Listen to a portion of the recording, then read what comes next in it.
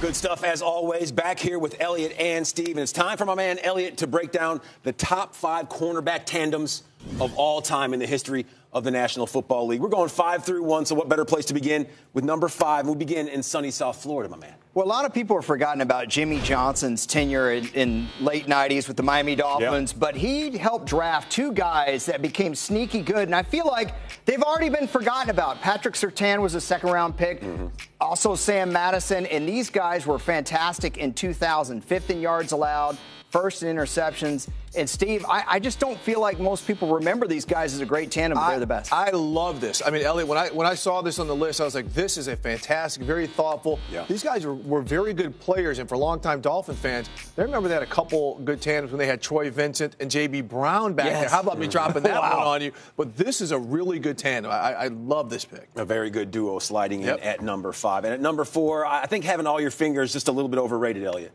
Maybe. Ronnie Lott. Oh, That's a good segue. Okay. Ronnie Lott, Eric Wright. Although I took 2 years before he had the finger issue, if you will. Yeah, going into the playoffs. But these guys, people forget that Ronnie Lott was a corner before he was a safety, and he was so physical, forcing on sweeps and whatnot. They moved him to safety. But this guy right here, Eric Wright, could play. What a great man-on-man guy. He was phenomenal in Super Bowl 19 against Dan Marino. And I took 83 because that was really their best year. Lott had 100 tackles from the cornerback position, and Eric Wright had 7 picks for 164 yards, 2 touchdowns. And Steve, I still like seeing that 21. You like that? Yeah, that 21. That 21. I'm going to address. I'm going to address that 21 issue a little bit later in a 49ers uniform, my friend. You know, the best part about that is that Eric Wright is actually one of my first cousins. I didn't know that. It's a complete lie. That's why you didn't know that. Now we're going to number 3. About the easy E. No fly zone. Yes. No fly zone. Go. Yeah, well, you know, you can't always go back into the black and white footage. You know, sometimes guys are recent. And Aqib Talib and Chris Harris Jr., I know it's just last year. I'm taking the 2016 team. But these guys have been great for them. And again, you say, well, this is just last year. How can you say all time? Because I think in 10 years, people are going to appreciate what these guys were able to do. I know that DeMarcus Ware and Von Miller have been great. But don't you think some sacks and pressures come from the fact the quarterback is having to hold the ball and pat? Well, and they're conjoined, but the one thing you talked about, these guys play a lot of man coverage. These aren't these guys just cherry-picking back here in zone. They play a lot of man coverage. They're very aggressive and willing tacklers. I like the fact you kept it modern. I think, you know, some people are going to say, well, what about the year? Because the one thing you didn't mention here, you're doing this year by year. You're not doing this kind of aggregately. But, you know, the Brandon Brown and Richard Sherman tandem as well, if you're going to keep it modern. But I love this. Chris Harris, one of my favorite players. Aqib Talib, one of the best cover guys.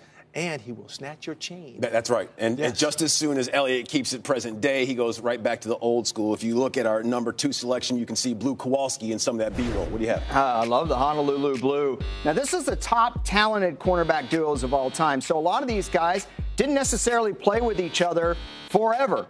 With the Lions, Dick LeBeau and Dick Night Train Lane, they didn't play their whole careers together. Night Train Lane actually had his prime earlier in his career. There he is with the Rams when he set a rookie interception record. Look at that guy. I mean, you can't hit like him. That's a fine right there, son. But he and LeBeau, both, when they were on the Lions in the early 60s, you couldn't stop them. 1962 Lions, they beat the best team in the league on Thanksgiving.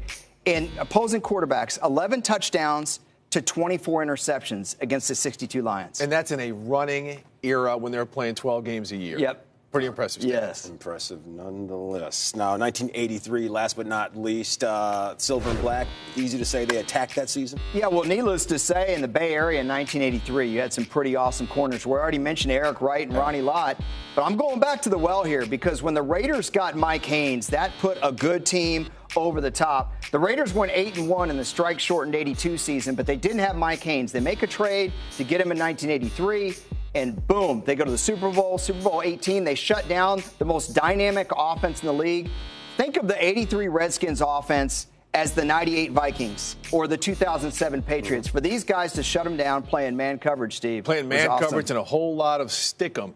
Whole lot of stick-em to Lester Hayes. But, I mean, they also had personality. They were really good. But I got to take a little issue with this list right here. There's a tandem. When you look back and you talk about 1 year, guys who only played together for 1 year, Deion Sanders, the best corner ever, not on this list, sir. Yeah. with Eric Davis in 1994 with the San Francisco 49ers.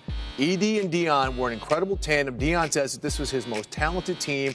They go to the Super Bowl. They blow out the Chargers.